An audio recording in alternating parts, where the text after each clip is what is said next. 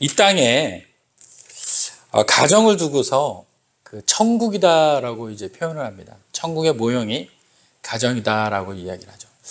그리고 또 한 가지는요, 가정이 천국의 모형이기도 하지만 또 그 가정 안에서 여러 가지 사건과 사고가 일어나는 지옥 같은 경우들도 있는 것이 이 가정이에요. 그래서 천국의 모형처럼 가정이 잘 운영되고 유지되면은 정말 하나님의 은혜들을 경험할 수 있지만 그 반대가 되면요, 가정같이 지옥 같은 데가 없는 경우예요. 그래서 오늘은 이 말씀을 통해서 하나님의 오늘 우리들에게 가정과 함께 하심을 믿는 삶으로부터 시작을 해서 하나님이 가정 가운데 어떤 원리로 함께 하시는지를 우리가 기억하잖아요.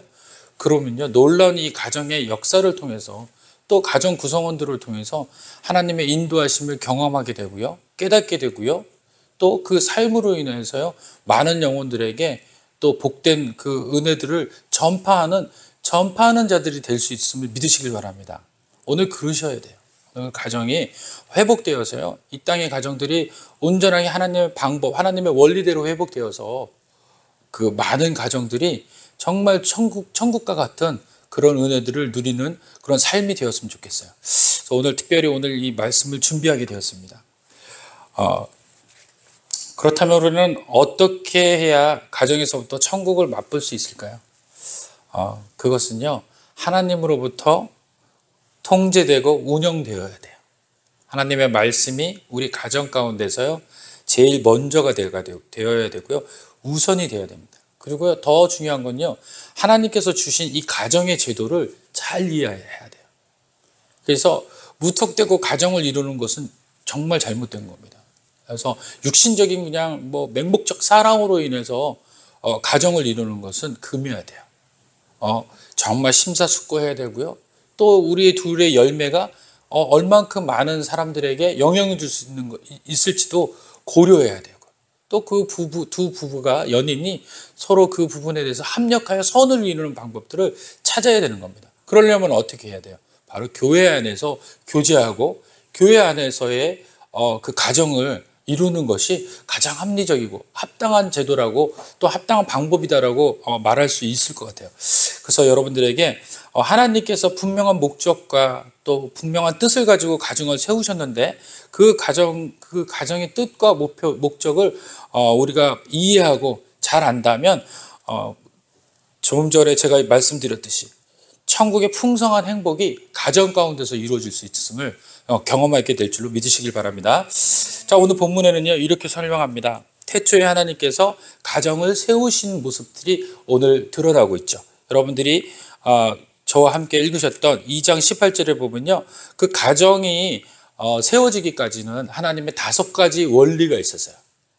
그 원리를 오늘 본문에서 우리는 한번 찾아보려고 합니다. 첫 번째 원리는요, 어떤 원리냐면은 서로 돕는 마주보는 원리다라고 이제 제가 이름을 줬습니다. 마주보는 원리, 서로 돕는 원리다. 다시 말하면요, 동행의 원리다라고 이야기를 할 수 있습니다. 18절에 보니까요, 여호와 하나님이 이르시되 사람이 혼자 사는 것이 좋지 아니하니 내가 그를 위하여 어떻게 하겠다고요? 돕는 배필을 지으리라 하시는 것이에요. 가정의 가장 중요한 원칙은요, 돕는 배필이라는 것을 잊으시면 안 돼요. 할렐루야.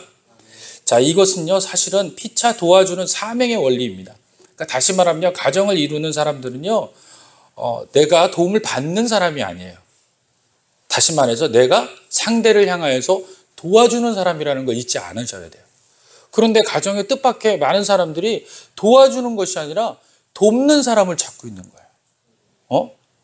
도와주는 사람을 자기가 도와준다는 개념보다는 자기가 도움을 받는 개념에 속한 경우가 많다라는 거예요. 그래서 그것이 서로가 왜 나를 편안하게 안 해줘? 왜 나를 안 도와줘? 라고 시작되면서부터 어떻게 돼요? 가정에는 싸움이 시작되는 거예요. 서로 도와주는 마음이 매일매일 있어야 되는데 그렇지 않은 마음이 시작되면서부터 그것이 싸움이 되는 겁니다. 연인이요, 처음에 만났을 때는 어떤 거예요? 서로 채워주기 위한 것에 앞장서요. 어떻게 하면 저 사람의 필요를 채워줄까? 어떻게 하면 저 사람의 사랑을 채워줄까? 어떻게 하면 저 사람이 갖고 싶어하는 것을 공급할 수 있을까? 이거의 목적을 삼잖아요. 그러다 보니까 서로가 서로를 마주치면 그 꿀 같은 그 사랑함이 눈에서 반짝반짝 빛나잖아요. 그 빛나는 이유가 뭡니까? 서로 도와주려는, 서로 채워주려는 그런 마음 때문에 그래요. 그런데요, 그것이 이제 지속되다 보면요, 서로가 이제는 도와주는 것보다 나를 채워주는 마음으로 변질되기 시작을 합니다. 그래서 왜 나를 안 도와줘? 왜 나를 안 채워줘?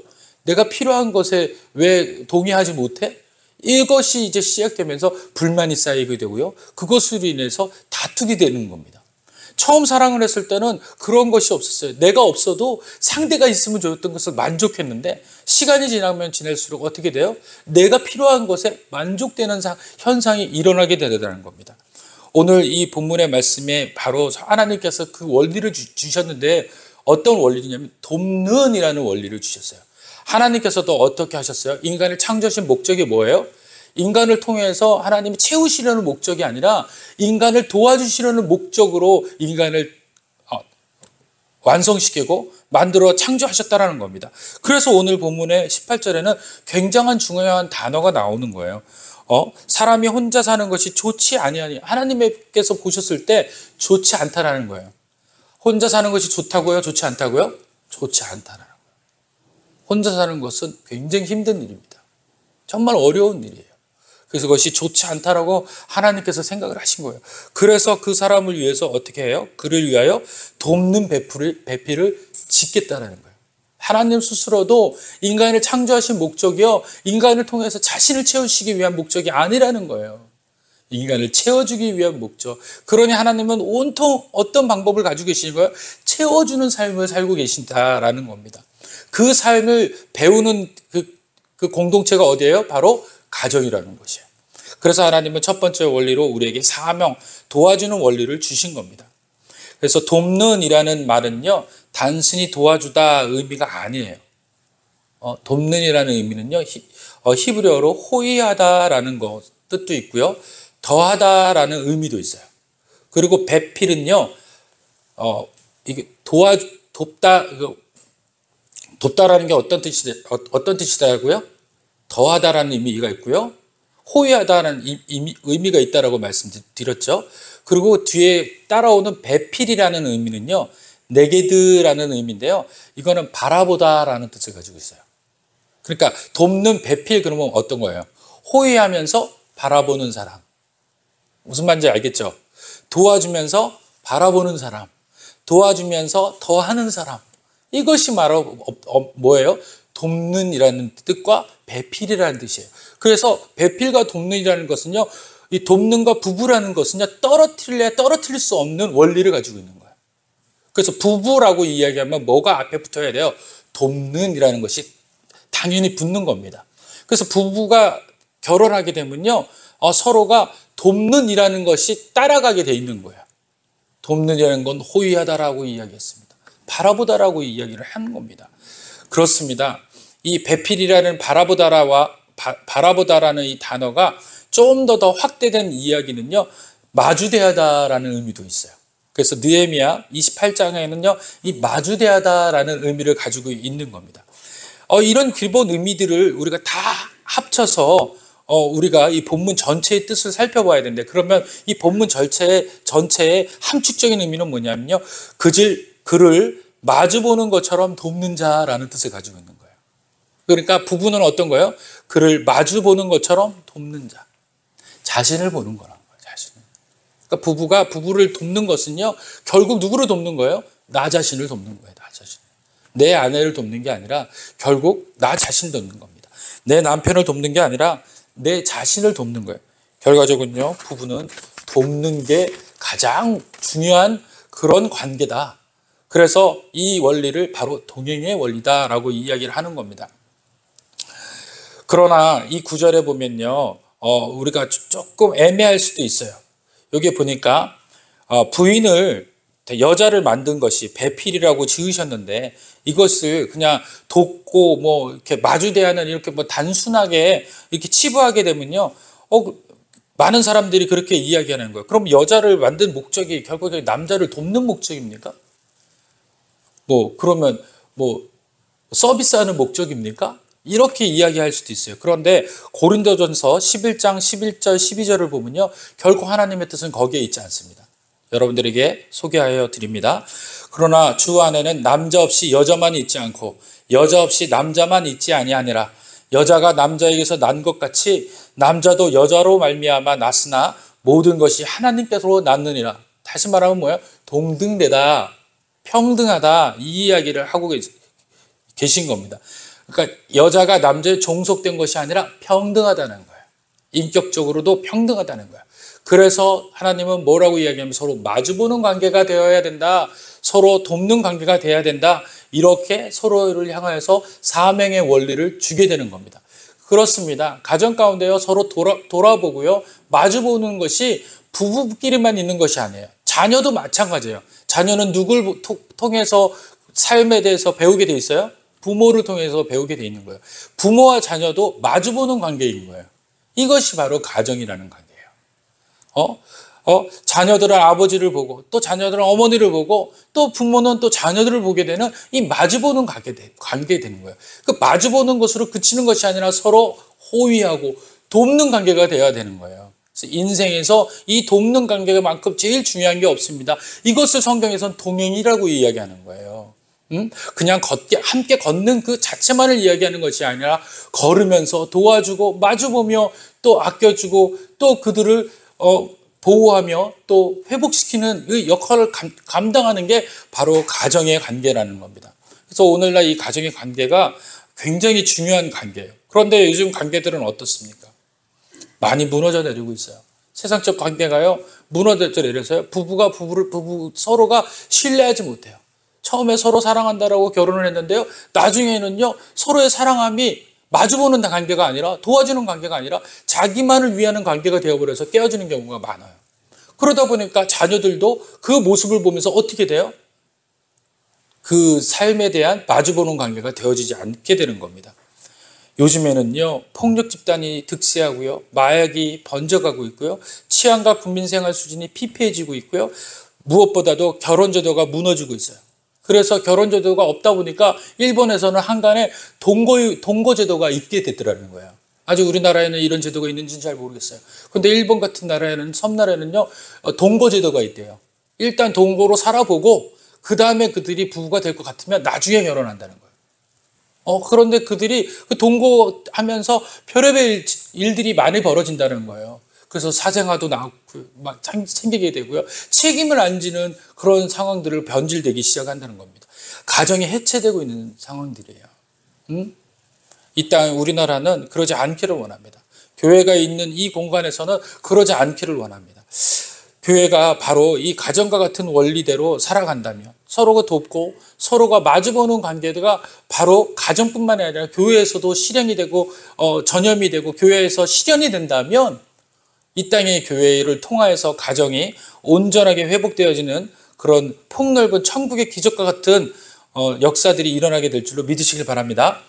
이 가정 문화가 바로 이 건전한 가정 문화를 통하여서 회복될 수 있다고 이제 학자들은 이야기를 합니다. 그럼에도 불구하고 세상이 이런 어려운 상황까지 도달했다라는 것은 우리가 무시 못할 그런 상황인 것 같아요. 이런 일들이 가정이 해체되면서 결국 어떤 일들이 벌어지냐면요, 저출산의 이제 늪에 빠지게 되는 거예요. 그래서 지금 우리나라도 이 저출산의 늪이 굉장히 중요하잖아요. 지금 너무너무 상대적으로 아이들이 이제 없고 또 노인층만 많아지는 현상이 지금 막 가속화되고 있어요. 이런 일들이 바로 이 가정의 해체 때문에 그렇다는 것을 우리는 잊어서는 안 됩니다. 또한 그것뿐만입니까? 아동들이 생물학적 친부모에게만 보호받고 양육받을 권리가 훼손돼 버려요. 그래서 양육의 권리들이 사실은 막 정말 어렵게 되어버리는 상황들이 지금의 현실입니다. 이게 다 무엇 때문에 그렇습니까? 바로 가정이 해체되고 있기 때문에 그렇습니다. 그래서 오늘 여러분들이 이 주일날 이 말씀을 통해서 우리가 되돌아봐야 돼요. 얼만큼 정말 중요한 것인지. 하나님의 방법과 원리는 뭐예요? 서로 돕는 원리다. 이것이 바로 사명이다. 서로 죽을 때까지 지켜가야 되는 원리다. 그리고 이 원리는 서로 마주보는 원리다. 뗄 수 없는 원리다. 그걸 잊으시면 안 돼요. 그래서 이름교회에 있는 성도님들은 이 부분을 정말 기억하시고 정말 가정을 위하여서 좀 더 노력하셔서 서로 자녀를 향한 그 아름다움이 충만했으면 좋겠어요. 그것이 바로 하나님이 원하는 우리들에게 심어놓은 첫 번째 원리인 줄 믿으시기 바랍니다. 그래서 여러분들에게 각각의 하나님을 따르는 자들에게는 이 원리가 있는 거예요. 서로 돕는 원리, 동행의 원리, 마주보는 원리, 그 원리를 잊으시면 안 됩니다. 할렐루야. 두 번째 원리는요, 울타리 원리예요. 제가 이 말씀하면서 울타리 원리를 느끼게 되는 겁니다. 울타리 원리라는 것은요, 어떤 거냐면요, 울타리는 뭐예요? 보호하기도 하고 또 위험으로부터 격리시키는 그런 원리죠. 그렇죠? 그런 공간입니다. 그 야생 짐승이 울타리를 쳐놓으면 그 울타리 안에 있는 짐승들은 안전한 거예요. 가정은 그렇게 안전해야 되는 거예요. 특별히 이 안전함을 무엇을 통해서 우리가 깨닫게 돼요? 부부 관계에서도 이 울타리 같은 관계가 되어야 돼요. 남편은 아내의 울타리가 되어줘야 되고요. 아내는 남편의 울타리가 되어줘야 돼요. 또 자녀에게는요, 부모가 울타리가 되어줘야 됩니다. 그러면 이 울타리라는 게 뭘까라는 거예요. 성경에서 말하는 이 울타리의 원리는요, 기도의 원리라는 거예요. 기도의 원리. 할렐루야. 기도가 바로 울타리가 되는 줄 믿으시길 바랍니다. 여러분들, 세상에 우리 아이들이 어떻게 지내고 있는지, 학교에서 어떻게 삶을 보내고 있는지 우리 부모들이 다 알 수가 없어요. 또 남편이 어떻게 보내고 있는지, 아내가 어떻게 보내고 있는지 알 수가 없습니다. 하루 왼종일 하루를 어떻게 정말 생활하고 있는지, 또 어떻게 우울해하고 있는지, 아니면 어떻게 기뻐하고 있는지를 알지 못해요. 그러나 그 모든 것을 통틀어서 알 수 있는 방법이 뭡니까? 기도하면 알 수 있게 된다는 거예요. 기도하면 그 모든 것에서 도움이 될 수 있다는 겁니다. 바로 두 번째 원리가 이 기도의 원리, 다시 울타리의 원리라는 거예요. 가정은 무엇보다 울타리 같아야 하죠. 든든하며 보호와 돌봄이 있어야 되는 거예요. 하나님은 성도를 보호하고 이끄심으로 목적을 삼으셔서 교회를 세우셨어요. 교회가 바로 세상에서 가장 안전한 울타리인 거예요. 그래서 성경에서 그 울타리를 뭐라고 얘기해요? 도피성이라고 얘기하는 거예요. 도피성. 그래서 이 땅 가운데서 피할 곳이 있는 곳, 그곳은 바로 어디예요? 사회에서는 교회가 되어야 되는 거고요. 또 여러분들 그 삶에서는 어디가 되어야 돼요? 가정이 되어야 돼요. 가정이. 그 이 울타리와 같은 공간에서, 하나님이 도피성과 같은 공간에서 우리는 하나님의 놀라우신 은혜들을 형성해내고 또 완성해내고 깨닫게 되는 역사가 이 울타리 안에서 이루어져야 되는 거예요. 그 울타리가 바로 기도의 울타리인 줄 믿으시길 바라요. 물론 공간적인 그런 관계에서는 가정과 교회도 될 수 있지만요, 더 큰 맥락에서는 기도가 되어야 된다는 거예요. 기도 없이 어떤 울타리를 칠 수가 없어요. 여러분들 그렇다면 저에게 물어볼 겁니다. 기도가 어떻게 울타리가 되나요? 이것이 바로 영적 울타리를 이야기를 하고 있는 거예요. 기도는요, 모든 것을 이룰 수도 있고요, 모든 것을 피할 수도 있고요, 모든 것을 완성할 수 있는 것이 기도입니다. 그래서 여러분들이 우리들이 자녀를 어떻게 키울 것인가, 이 자녀가 이 세상에서 어떻게 승리하며 갈 수 있을까, 우리가 다른 것은 지식으로도 이 아이를 뒷받침하고 물질적으로 해줄 수도 있지만요, 그것은 오래가지 못해요. 그리고 자신이 죽으면 그것을 끝날 수 있어요. 그러나 기도는요, 영원하다는 것을 믿으시기 바랍니다.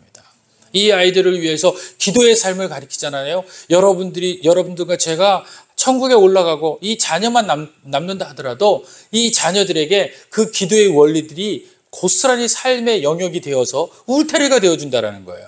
그래서 모든 문제를 풀 수 있는 방법들을 알게 되는 역사가 있게 된다는 겁니다. 그것이 기도의 원리며 울타리의 원리인 줄 믿으시길 바라요. 그래서 여러분들의 자녀들이 무엇을 먼저 배워야 될까라고 여러분들이 고심한다면요, 지식이 아니에요. 그것보다 더 중요한 울타리 교육을 실행해야 됩니다. 그것은 바로 기도라는 거예요. 네가 무엇을 할 때마다, 어떤 어려움이 참을 때마다 네가 환경에 영향을 받지 아니하고 그것을 이겨나갈 수 있는 방법은 오로지 주님에게 기도하는 방법이다. 그래서 여러분들 이제부터, 오늘부터라도 자녀들을 향하여서 기도하는 방법을 가르쳐주는 저와 여러분들 되시길 간절히 축원드립니다. 세 번째는요, 다스리는 원리예요. 이 다스림은요, 오늘 본문에서 이렇게 이야기합니다. 여호와 하나님이 흙으로 각종 짐승들과 공중의 각종 새를 지으시고 아담이 무엇이라고 불어나 보시려고 그것들을 그에게로 이끌어 가시니 아담이 각 생물을 부르는 것이 곧 그 이름이 되었더라. 아담이 모든 가축과 공중의 새와 들의 모든 짐승들에게 이름을 주니라. 아담이 돕는 배필이 없으므로 하면서 뒤에 이야기를 나오는데, 하나님께서 보셨어요. 보시는데 어떻게 하시려고 아담이 무엇을 어떻게 하시려고 봤더니 어떻게 하고 있어요? 아담이 짐승들의 이름을 지어주고 있어요. 이게 바로 다스리는 원리입니다. 다스림의 원리는요, 그를 지배하는 원리가 아니에요. 가정의 다스림의 원리는요, 거기서 높아지려는 원리가 아닙니다. 진정한 다스림의 원리는요, 헌신이 뒤따라야 돼요. 모범이 뒤따라야 되는 겁니다. 내려놓음이 뒤따라야 돼야 되는 겁니다. 하나님의 원리는요, 내려놓음의 원리예요. 또 하나님의 원리는요, 헌신의 원리입니다. 자기 희생의 원리예요. 그래서 가정에서 가장 그 원리가 펼쳐져야 되는 것은 뭐냐면요, 부모가 자식을 위하여서 헌신하는 모습을 보여야 돼요. 자신을 돕는 원리를 보여줘야 돼요. 그러면 자식들은요, 그 부모의 모습을 그대로 담게 돼 있어요.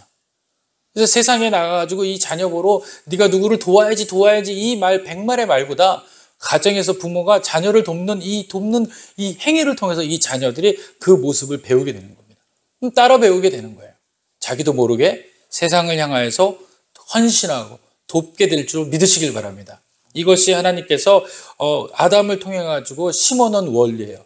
아담이 그 짐승들을 그 가축들을 그들을 학대하고 또 그들을 잡아먹는 기능의 원리만 생각하는 것이 어떤 거예요? 다스림의 원리. 그들을 위해서 헌신하고 그들의 이름을 지어주고 그들을 보호하는 원리, 그 원리로 살게 됐다는 겁니다. 그렇습니다. 가정은요, 보호하는 게 가장 중요해요. 아까쯤에도 울타리의 원리도 얘기했지만 부모는 자식을 보호하고 자식은 부모를 또 순종하고 이 보호와 순종이 연합되는 공동체가 바로 가정인 줄 믿으시길 바랍니다. 더 확대되면 이것이 교회여야 돼요. 교회도요, 서로 헌신해야 돼요. 목회자는 그 사랑이 성도에게 향해야 돼요. 근데 많은 성도들이 어저께도 이제 제가 어떤 이제 집사님을 보면서 많은 걸 느꼈어요. 참 귀한 집사님이신데 세상에 이 목회자들 때문에 그런 모습들을 보면서 이제 어쩌다 이제 실족을 하는 그런 마음들이 있었던 것 같아요. 그런데 그 실족함이 어떤 그 연유에서 일어났냐면요, 자신들은 헌신하는데 목회자의 헌신이 없게 느껴질 때, 그럴 때 이제 그 소외감을 느끼는 것 같아요. 또 실족함을 느끼는 것 같아요. 근데 저는 그게 맞다고 봅니다. 목회자는요, 섬김을 받는 것보다 섬기려 하는 목적이 우선인 게 목회자예요. 그 섬기려 하는 목적이 탁월한 사람이 목사가 되는 거예요. 그 섬기려고 하는 그 태도가 예수님 닮은 사람이 목회를 하는 거예요. 그런데 섬기려고 하는 사람은 목회에 대한 부분들을 좀 고려해 볼 필요가 있는 겁니다. 그래서 제가 훈련을 받고 있는 것 같아요. 섬기려고 하려고 하는 그것이 정말 훈련 중에 있는 중인 것 같습니다. 그래서 많은 분들을 섬기는 것이 온전히 목적이 되고, 또 성도가 또 필요할 때 찾아가는 것이 또 전부가 되는 목사. 이것이 바로 이 땅에 많은 사람들이 필요하는 그런 목회자가 아닐까 저는 생각을 해요. 그래서 감히 제가 이렇게 강단에서 이런 이야기를 한다는 것은 책임을 져야 된다는 그 책임감이 뒤따르거든요. 참 두렵고 어렵지만 그럼에도 불구하고 이것이 증거가 되길 원합니다. 여러분들이 증거가 되길 원해요. 그래서 여러분들 정말 목회자는요, 예수님처럼 닮아가야 돼요. 가장 큰 것은요, 바로 이 다스림의 원리를 아는 사람이 목회여야 된다, 목사여야 된다는 겁니다. 다스림의 원리는 뭡니까? 바로 자기 헌신이 필요하다. 누구보다 먼저 해야 되는 거예요. 싫은 일을 먼저 해야 되고요. 또 아파하는 일들에 다가가서 먼저 가슴 아파해야 되고요. 기쁜 일에도 또 가서 함께 기뻐해 주는 거. 이것이 바로 다스림의 원리다. 지배하는 것이 원리가 아니다. 잘못 이해하는 것이 지배고요. 온전히 이야기하는 것은 헌신이라는 것을 잊지 않았으면 좋겠습니다. 그래서 가정에도 마찬가지입니다. 부모는 자녀를 위해서 헌신이 먼저 필요해요. 그래서 자녀를 위해서 일찍 일어나서 그들이 학교 가기 전에 식사를 준비하는 것, 부모의 헌신이에요. 또 그 자녀가 필요에 따라서 채워주는 것, 부모의 헌신입니다. 그것이 알 때 이 자녀들은요, 말 안 해도 부모의 그 노고를 알게 돼요. 그리고 그 부모를 위하여서 자신도 삶을 부모를 위해 내어놓는다는 겁니다. 자, 누군가 먼저 내어놓아야 그 내어놓음을 혜택을 입은 사람이 내어놓게 되는 거예요. 교회도 마찬가지예요. 목회도 마찬가지인 것 같아요. 목사가 먼저 그 헌신을 보여줘야 그것을 깨달은 성도가 목사에게 하는 거예요. 목사가 가만히 있고 성도로만 하라라고 하면 저는 절대 안 합니다. 할 수 없는 거예요. 먼저 그 모습을 보여줘서 그들이 교회의 목회자들은 이런 모습이구나라고 감동되어졌을 때 비로소 그들의 삶을 주님에게 내어놓는 거예요. 말씀만 전한다고 해서 그 말씀이 그 삶에 들어가가지고 그들의 생각을 바꿔놓는다? 아직 준비되지 않는 사람들이 그럴 수가 없어요. 정말 중요한 거는요, 앞에 선 사람들, 목사뿐만 아니라 앞에 서 있는 먼저 된 성도들도 마찬가지죠. 먼저 헌신의 모습들을 그들에게 다스림의 원리대로 모습을 보였을 때 성도들이 감동받아서 그 모습을 따라 행하려고 사는 것, 그것이 바로 이 교회가 되고 가정이 되는 줄로 믿으시길 바랍니다. 그래서 이 가정에서 이 다스림이 제대로 되면요, 그 모습이 교회로 확대되게 되고요. 교회에서의 또 그 다스림의 원리가 작동이 되면요, 이 다스림의 원리는 사회를 향하여서 나가게 돼 있어요. 하나님의 원리는요, 폭포수와 같은 원리예요. 이 물이 흐르는 원리예요. 절대로 한 공간에 모여 있지 않습니다. 내려와서 많은 곳에 적시고요, 많은 곳에 그들의 양식이 되어지는 게 하나님의 원리예요. 그래서 절대로 굳어 있지 않고 고착화되지 않으며 그것이 많은 사람들에게 열려 있게 되고 많은 사람들이 이롭게 하는 것이 하나님의 원리다. 그래서 우리도 이 다스림의 원리가 교회 안에서 풍성해지면 사회에 이 원리가 퍼지게 되잖아요. 그러면 사회가 변화가 되게 돼요. 60, 70년대에 사회가 이제 문화적으로나 여러 가지 환경적으로 변화가 된 게 다 어떻게 되냐면 교회의 원리 때문에 그랬어요. 교회의 이 다스림의 원리가 퍼져나가기 시작해가지고요, 사회의 모든 그 운동들이 그 기독교 비슷한 운동이 많이 일어났었어요. 그런데 요즘 들어서 교회가 그런 원리보다는 그 자전적 원리, 자기 교회 안에서만의 원리를 추구하다 보니까 그런 것들이 조금 위축되거나 소극화되었는데 이것이 다시 우리는 회복되어져야 돼요. 그래서 교회를 통해서 진정한 다스림의 원리들이 서로가 서로를 향한, 성도가 성도를 향한 이 원리가 충만해져야 돼요. 그리고 또 목사님과 성도 간의 원리가 충만해지는 줄 믿으시길 바랍니다. 그랬을 때 교회가 제대로 된 역할을 감당하고 또 사회도 교회를 통하여서 변화되게 될 줄로 믿으시길 바랍니다. 네 번째는요, 연합 공동체의 원리입니다. 이것을 뭐라고 성경에서 이야기했냐면 한몸 원리다라고 이야기합니다.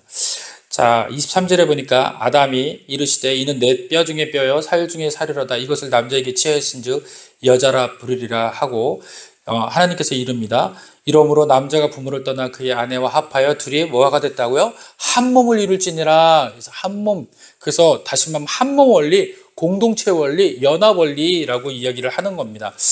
한 몸이 되었다 말하는 것은 실상은 둘인데 하나라고 말한 것과 같은 것이죠.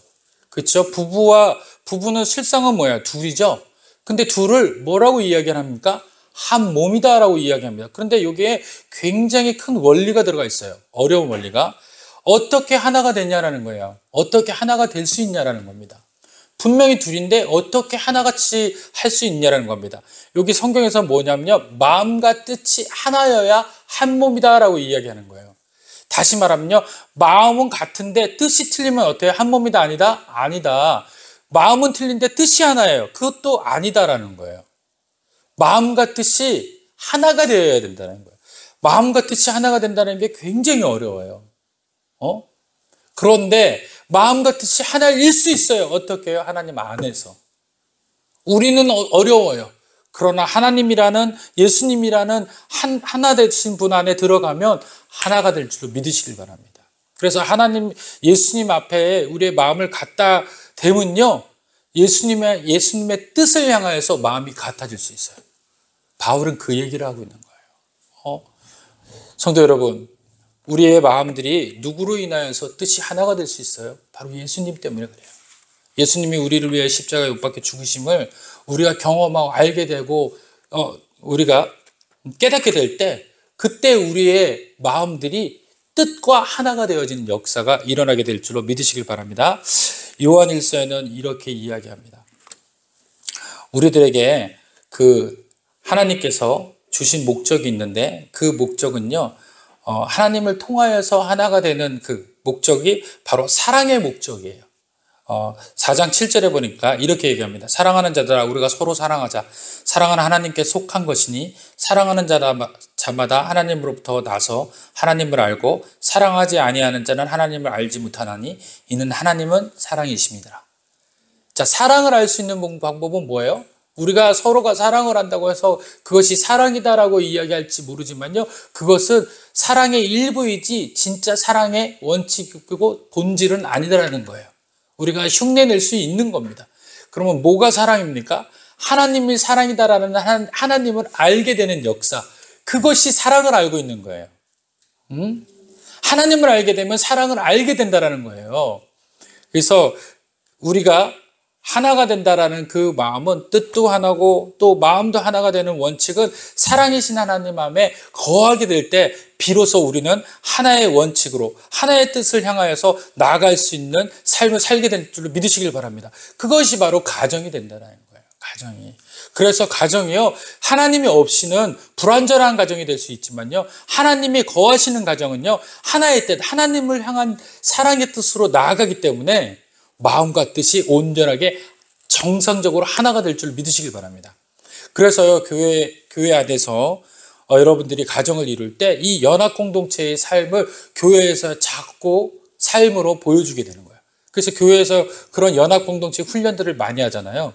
그것이 뭐냐면요, 바로 이 사랑의 원칙 때문에 그런 거예요. 교회 안에서 예수님의 사랑, 하나님의 사랑들을 삶 가운데서 드러내고 또 삶 가운데서 실현내려고 애써서 힘쓰고 또 그것을 찾는 이유가 바로 거기에 있다는 거예요. 그 훈련대로 또 하다 보면요, 우리가 어느새 가정 안에서도 하나의 공동체됨을 우리가 경험하게 되는 겁니다. 그러니까 둘 중에 하나인 거예요. 가정에서 알아서 교회로 향하든지 교회를 통하여서 가정으로 향하든지 이 둘과의 관계가 굉장히 중요하다는 겁니다. 그래서 하나님이 이 천지 창조를 하셨을 때 이 두 가지의 원칙적인 그 관계를, 공간을 만드신 거예요. 첫 번째는 누구예요? 가정. 그 다음에 가정이 사회를 향하여서 나갈 때는 어디예요? 교회라는 공동체. 그래서 이 사랑이라는 천국의 공동체는 이 두 가지 공동체밖에 없는 거예요. 이 땅에. 이 모형이 우리가 이것을 통해서 무엇을 할 수 있어요? 바로 천국을 알 수 있는 거예요. 그 천국을 알게, 하나님 나라를 알게 하시려는 목적이 뭐예요? 자기 스스로가 하나님 백성임을 깨닫게 하기 위한 거예요. 그래서 가정 안에서 하나님의 나라를 경험하면요, 내가 천국을 어떻게 나중에 가서 경험될지를 이해하게 되는 거예요. 여러분들의 자녀들이 또는 여러분들의 부모님들이 돌아가실 때 어때요? 여러분들이 가서 슬퍼하고 애도하고 하잖아요. 그런데 그 감정 속에서 가장 중요한 감정들이 어떤 감정입니까? 나중에 천국 가서 만나고 싶은 감정이잖아요. 그렇죠? 그 감정들이 바로 교회 안에서, 가정 안에서 우리의 삶 가운데서 미리 예행 연습하고 있는 거예요. 그래서 여러분들의 가정 가운데서 이런 연합된 한몸 원리, 이런 것들을 우리들이 삶 가운데서 여러분들이 갖게 되기를 간절히 원합니다.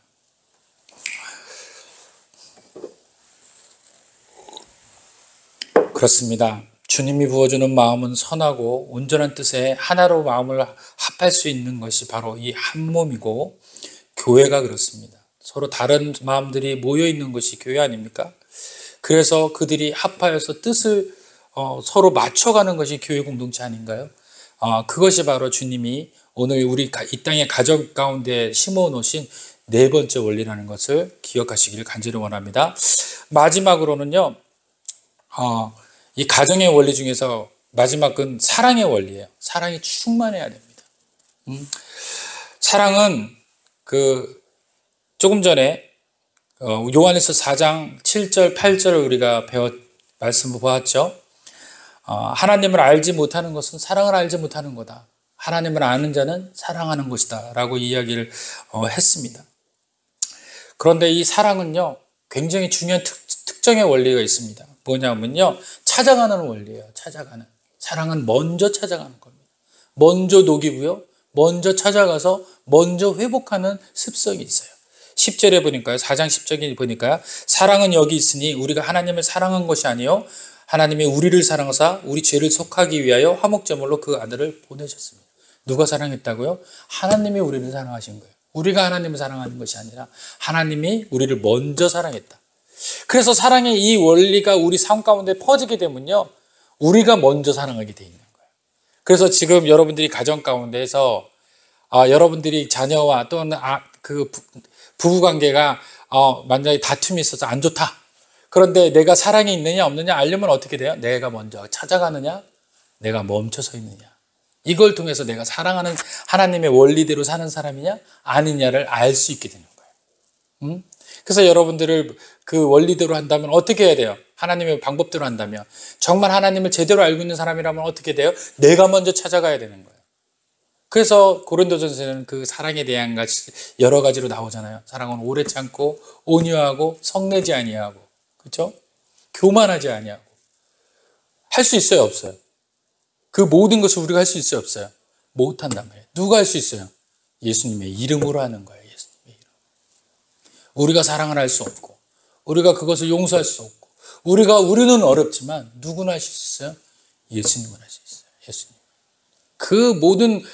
그 모든 공동체의 모든 죄악들이 사랑할 수 없는, 해야 되는데 할 수 없는 게 뭐예요? 바로 죄 때문에 그래요.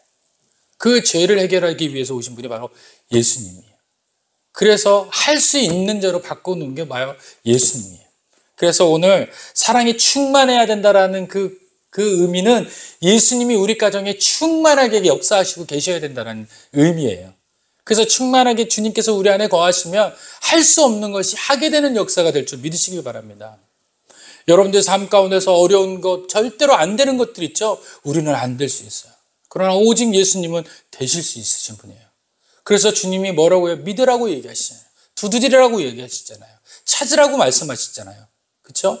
그래서 주님을 찾고 두드리고 또 주님 앞에 나와서 주님의 모든 그 은혜대로 주님의 말씀대로 행하려고 노력할 때 우리의 삶이 변화되고 또 그 모든 것이 온전케 된 줄을 믿으시길 바랍니다. 자, 4장 18절에 이런 이야기가 또 있어요. 우리가 근심과 걱정과 염려와 고난이 어렵고 하는 이유가 있대요. 그 이유에 대해서 명확한 답을 줬어요. 18절에 이렇게 이야기합니다. 사랑 안에 두려움이 없고 온전한 사랑이 두려움을 내쫓나니 두려움에는 형벌이 있습니다. 두려워하는 자는 사랑 안에서 온전히 이루지 못하였느니라. 두려운 건 뭘 하지 못하는 거예요? 이 두려움이라는 것을 해석해내니까요. 그게 뭐예요? 바로 근심과 걱정과 염려가 이 두려움이에요. 근심과 걱정과 염려를 뭐라고 표현할 때가 있다고요? 두려움이라고 표현한다는 거예요. 그럼 두려움은 뭐라는 거예요? 사랑 안에는 두려움이 없다는 거예요. 다시 말하면 주님을 많이 사랑하지 않으니까 두려움이 생긴다는 거예요. 주님을 많이 사랑하지 않으니까 염려가 있는 거예요. 서로 가정 가운데서 서로가 서로 사랑하지 않으니까 서로가 서로를 향해서 염려하고 걱정하는 거예요.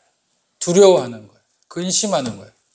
그런데 사랑 안에는 두려움이 없다라고 분명히 요한 1서 4장에는 못 받고 있어요. 할렐루야. 그러면 우리는 무엇을 향하여야 돼요? 비본질 두려움에 목숨 거는 것이 아니라 내 안에 사랑이 있는가에 대해서 방법을 찾아야 돼요. 사랑하게 되면 저절로 두려움이 없게 될 줄 믿으시길 바랍니다. 성경 그렇게 써 있잖아요. 온전한 사랑이 두려움을 내쫓나니 두려움에는 형벌이 있습니다. 두려워하는 자는 사랑 안에서 온전히 이루지 못하였느니라. 여기에 지금 두려움은 벌써 4번인가 나왔어요. 그 두려움은 중요한 게 아니다라는 거예요. 뭐가 더 중요하다는 거예요? 사랑이 중요하다는 거예요. 사랑은 어떻게 있다는 거예요? 하나님을 믿는 자.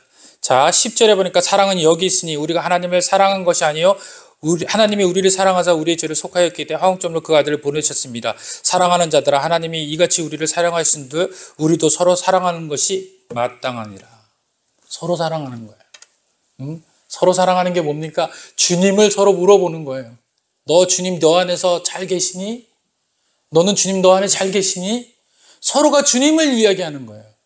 주님 잘 믿고 있는 자가 서로가 공통적인 거예요. 그것이 뜻이 하나가 되는 줄 믿으시길 바랍니다.